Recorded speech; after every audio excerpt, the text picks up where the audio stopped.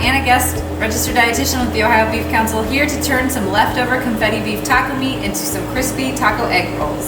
We're gonna start with some egg roll wrappers. We're just gonna brush the edges with a little bit of an egg wash to help them be sticky. Then we're gonna take a spoonful of our confetti beef taco mixture, just place that right in the center of our egg roll. And of course, we've got to add some cheese. Just like that. Then we're going to give it a little tuck. Carefully roll it all together. Then we're going to place them seam side down in our air fryer basket and cook them for 8 to 10 minutes.